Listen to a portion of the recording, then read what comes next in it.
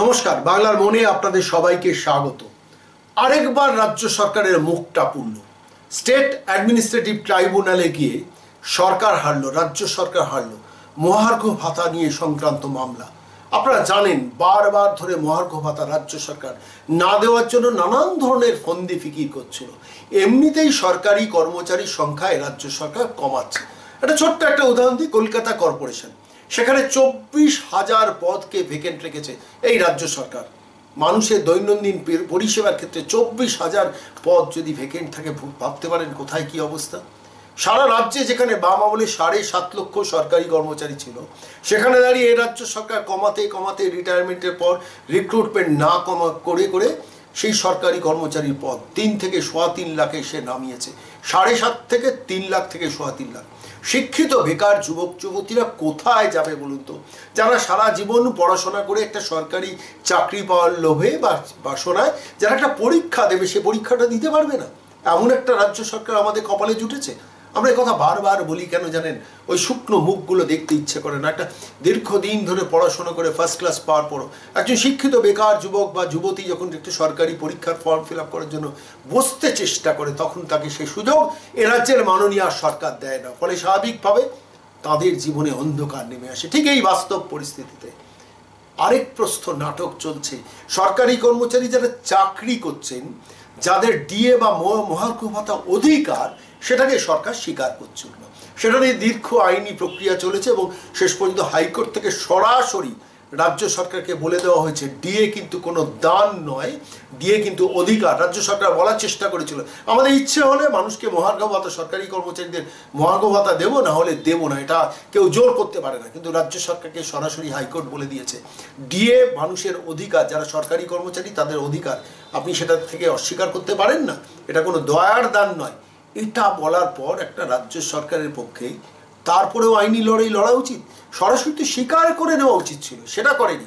এ সরকার দীর্ঘদিন ধরে পে কমিশনের নামে মাফ করবেন অর্থনীতিবিদ অভিরূপ সরকারকে সামনে রেখে দীর্ঘদিন ধরে প্রক্রিয়াটাকে বিলম্বিত করার একটা খেলা খেলেছেন। যারা সরকারি কর্মচারী তারা সবাই জানেন। অভিরূপ সরকারকে দিয়ে দীর্ঘদিন 3-3.5 বছর ধরে এই প্রক্রিয়া করার পর শেষ পর্যন্ত যখন সরকারের নির্দেশে, মানে হাইকোর্টের নির্দেশে বা স্যাটের নির্দেশে একটা জায়গায় এসে পৌঁছেছিল, বারবার রাজ্য সরকার হাইকোর্টে গেছে, স্যাটে গেছে, রিভিউ পিটিশন করেছে, কোনোভাবে আটকানোর চেষ্টা করেছে। একজন সরকারি কর্মচারী, সারা ভারতবর্ষের সমস্ত সরকারি কর্মচারী কিংবা কেন্দ্রীয় সরকারি কর্মচারী, অন্যান্য রাজ্যের সরকারি কর্মচারী, সেখানকার রাজ্য সরকারগুলো যদি এই সরকারি কর্মচারীদের অধিকারটাকে স্বীকার করে, কেন এ রাজ্য সরকার স্বীকার করবে না বলুন তো? এ প্রশ্নটা বারবার করে উত্তরটা নিজে পেয়ে গেছে। উত্তরটা হচ্ছে ওই টাকাটা বাঁচিয়ে খেলা মেলা উৎসব এবং লুঠের ব্যবস্থা করবেন মাননীয় সরকার। খেলা মেলা উৎসবে টাকা যাবে, মাননীয়ার হাসি মুখের প্রচুর বিজ্ঞাপন, কোটি কোটি টাকার বিজ্ঞাপন যাবে। একটা কনফারেন্স করতে গেলে, অর্থাৎ সরকারের যেগুলো আপনারা জানেন প্রশাসনিক সভা করতে গেলে 1.5 কোটি টাকা 2 কোটি টাকা খরচা করবে। একটা মিছিল করতে গেলে 1.29 লক্ষ টাকা খরচা হবে। একটা সভা করতে গেলে 1.75 লক্ষ টাকা খরচা হবে এবং নিজের আত্মপ্রচারের টাকা খরচা করবেন মাননীয়া। কিন্তু তবু সরকারি কর্মচারীদের ডিএটা তিনি দেবেন না। এবং এই ডিএ নিয়ে দীর্ঘদিন ধরে আইনি লড়াই লড়তে লক্ষ লক্ষ কোটি কোটি টাকা সরকার খরচা করছে। আমি এটা ছোট্ট উদাহরণ দিই, চিট ফান্ডের।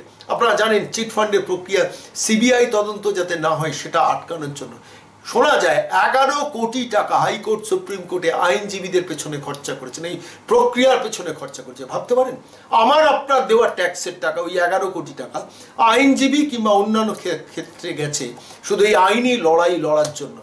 আমার টাকা, আপনার টাকা যারা চিট ফান্ডে রেখেছিলাম, সে টাকাটা ফেরত দেওয়া উচিত, সরকারের ব্যবস্থা করেছিল।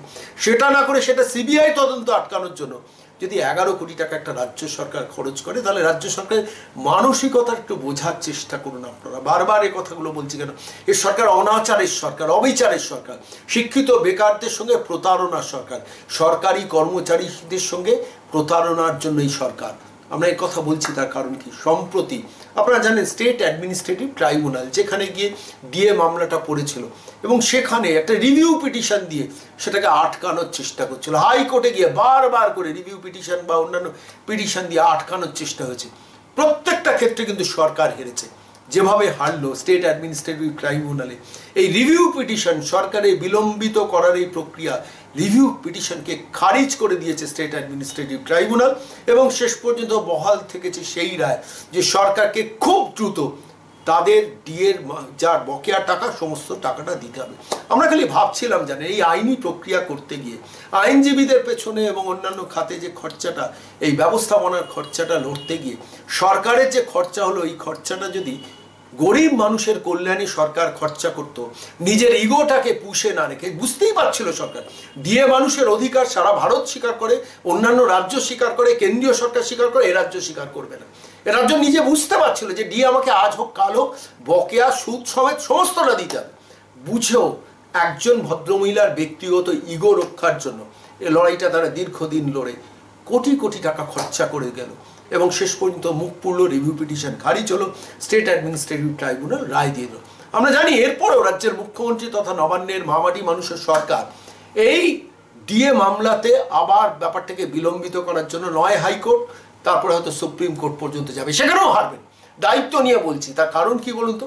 আপনারা একটু খেয়াল করে দেখবেন, আজ পর্যন্ত গত 9 বছরে এই রাজ্য সরকার হাইকোর্ট কিংবা সুপ্রিম কোর্টে যেখানে গেছেন সমস্ত জায়গা তাদের মুখটা বারবার পুড়েছে, একবার না বারবার পুড়েছে, পুরেও শিক্ষা নেয়নি। ন্যাড়া বেলতলায় একবার যায় শোনা যায়, এ রাজ্য সরকার বারবার বেলতলা যায়, মুখ পোড়ায়, কিন্তু আত্মসম্মান বোধ নেই, লজ্জা বোধ নেই এক সরকারের বা এই সরকারের প্রধানের, ফলে স্বাভাবিকভাবে তাদের কিছু যায় আসে না, তারা আবার বেলতলায় যায়, যেমন গিয়েছিল স্যাটে এবং মুখটা আবার পুড়ল। আমরা এই প্রসঙ্গেই আইনজীবী প্রবীর চ্যাটার্জির কাছে গিয়েছিলাম, যিনি এই মামলার সঙ্গে যুক্ত ছিলেন, তার কাছ থেকে ডিএ মামলা নিয়ে কিছু অবজারভেশন পেয়েছি। আসুন বাংলার মনের এই পর্বে সেটা শুনি। ডিএ মামলায় স্টেট অ্যাডমিনিস্ট্রেটিভ ট্রাইব্যুনালে রিভিউ পিটিশন আবার বাতিল হলো এবং ডিএ মামলায় সরকারের মুখ পুড়ল, এ নিয়ে যদি একটু কিছু বলেন আমাদের। এখানে সরকারের শুধু মুখই পড়েনি, সরকারের দোকানও কাটা গেছে।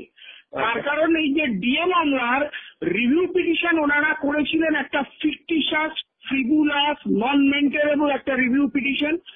সেই রিভিউ পিটিশনটি করা হয়েছিল এই কারণে যাতে রাজ্য সরকারি কর্মচারীরা আরো দীর্ঘদিন ধরে এমনিতেই বাম আমল থেকে যাচ্ছিল, আগের আমল থেকে তার অর্ধেক হয়ে গেছে রাজ্য সরকারি কর্মচারী, তাদেরও বঞ্চনা করবার জন্য ডিএ থেকে যাতে আরো ডিলে করা যায়, তার জন্য যতদিন করা যায় ডিলে করা যায়, তার জন্য তারা করলেন কি, যখন ওয়েস্ট বেঙ্গল অ্যাডমিনিস্ট্রেটিভ ট্রাইব্যুনাল বিকাশ ভবন সল্টলেক সিটি থেকে জাজমেন্ট হয়ে গেল গত 26শে জুলাই 2019, তার সেই মামলাটির পরিপ্রেক্ষিতে একটা রিভিউ পিটিশন করলেন, এবং সেই রিভিউ পিটিশনের যা বক্তব্য সে শুনলে অবাক হয়ে যেতে হয়।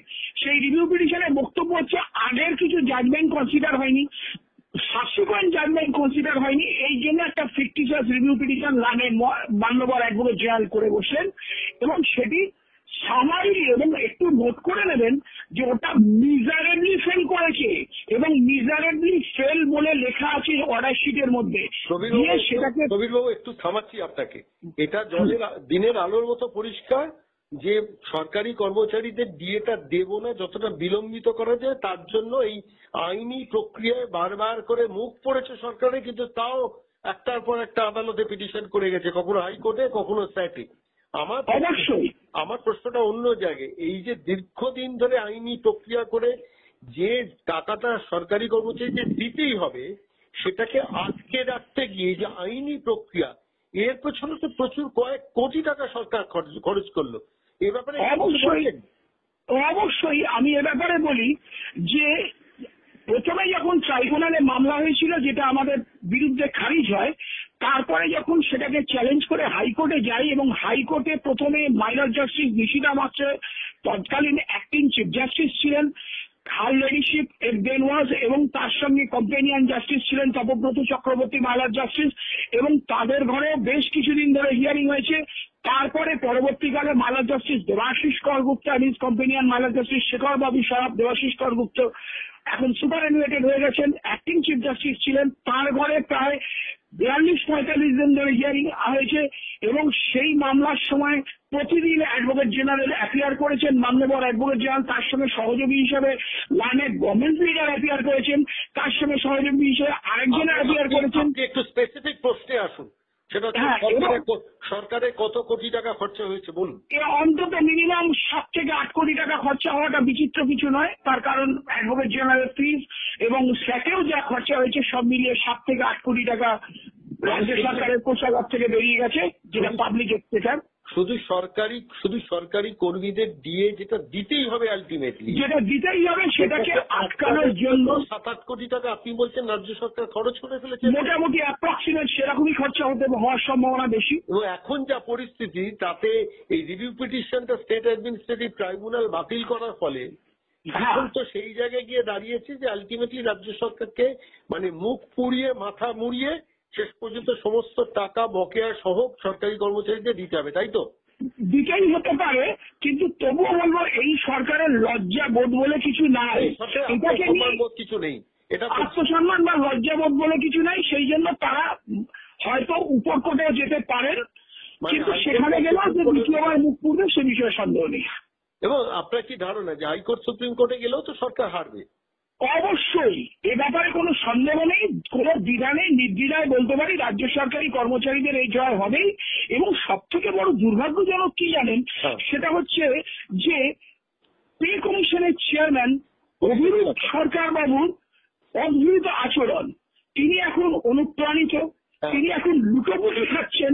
তিনি তাই জন্য যে রিসেন্ট পে কমিশন, যেটা 6 পে কমিশন চালু করেছেন, তার রুল 12 অনুযায়ী ডিএ কথাটাই বাদ দিয়ে দিয়েছেন, যেটা DA is a part of my salary. আমি আবার বলছি, DA is a part of the salary of the employees concern. Grade pay plus basic pay plus DA is equal to salary. উনি এটা জানেন না।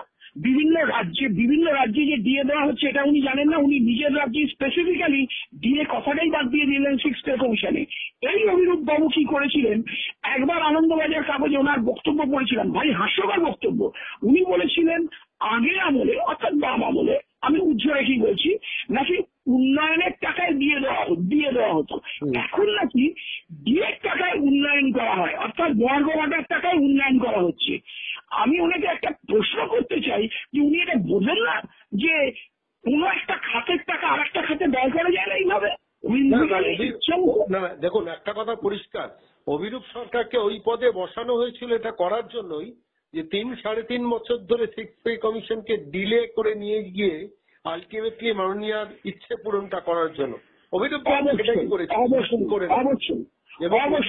উন্নয়নের টাকা ডিএ, উন্নয়নের টাকায় ডিএ না ডিএর টাকায় উন্নয়ন। তাহলে তো পশ্চিমবঙ্গ সরকার একটা কথা করতে পারে যে সমস্ত সরকারি কর্মচারী বাতিল করে দিলাম, কোন সরকারি কর্মচারী থাকবে না, সবটাই উন্নয়নের সাথে খরচা হবে। তবে এই নিয়ে অত সরকারি কর্মচারীদের চিন্তার কিছু নেই। ইউনিটি ফোরামে আমি যার হয়ে মামলা লড়ছি, দেবপ্রসাদ হালদার, উনি এই পর্যন্ত ওনার ইউনিয়নের তরফ থেকে 100 পাতার চিঠি দিয়েছেন, কম বেশি 100 পাতার চিঠি। কাকে দিয়েছেন না চেয়ারম্যান, অর্থাৎ পে কমিশনের চেয়ারম্যান অভিরূপ বাবুকে, যিনি বিকাশ ভবনে। সেখানে চিঠি রিসিভ হয়ে গেছে, সেই চিঠির কপিও রয়েছে এবং পরিষ্কার তাকে বলা হয়েছে যে ভবিষ্যতে তোমাকে পার্টি করে মামলা করার জন্য আমরা প্রস্তুত হচ্ছি। মানে নির্লজ্জ বললে কম বলা হয়। মানে অভিরূপ সরকারের মতো শিক্ষিত মানুষও যে নির্লজ্জ স্থাবকতা এবং চাটুকারিতা করে সরকারি কর্মচারী, এবং সবথেকে বড় কথা একেই বলে অনুপ্রাণিত, একেই বলে লুটোপুটি খাওয়া। বুঝতে পেরেছেন? এগুলো খুবই দুর্ভাগ্যজনক, রাজ্য সরকারি কর্মচারীদেরও দুর্ভাগ্যজনক। অভিরূপ সরকারের মতো অনেক অনুপ্রাণিত বুদ্ধিজীবী আছেন যারা এটা ওটা পাওয়ার লোভে সরকারি কর্মচারীদের এইভাবে বঞ্চিত করলেন, ভাবা যায়? আচ্ছা, শুধু বঞ্চনা নয়, নিজেকে বিকিয়েও দিলেন। শেষ কথা তৈরও একটা কথা জিজ্ঞেস করি, যদি হাইকোর্ট এবং সুপ্রিম কোর্টে শেষ পর্যন্ত যদি রাজ্য সরকার যায় এই মামলাটা নিয়ে, সেটা কতটা বিলম্বিত হতে পারে ম্যাক্সিমাম? সেটা অবশ্য রাজ্য সরকারের আমাদের বিলম্ব করার জন্য কখনোই আমরা সেটা অ্যালাউ করব না, সেটা কখনোই চাইবো না যে বিলম্ব হোক। আমরা মামলাকে ত্বরান্বিত করার ব্যবস্থা করব। তবে মামলার প্রসিডিওরে কিছু সময় লাগে, সেইটুকু শুধু বিলম্ব হবে। তাছাড়া আইন অনুযায়ী যতটা তাড়াতাড়ি করা সম্ভব আমরা আশ্বস্ত করছি রাজ্য সরকারি কর্মচারীদের, বিশেষ করে আমি, যে যতটা তাড়াতাড়ি করা সম্ভব আমি এই মামলা নিষ্পত্তি করে দেওয়ার ব্যবস্থা করব। ঠিক আছে প্রবীরবাবু, অনেক ধন্যবাদ। আমরা আবার যোগাযোগ করবো আপনার সাথে।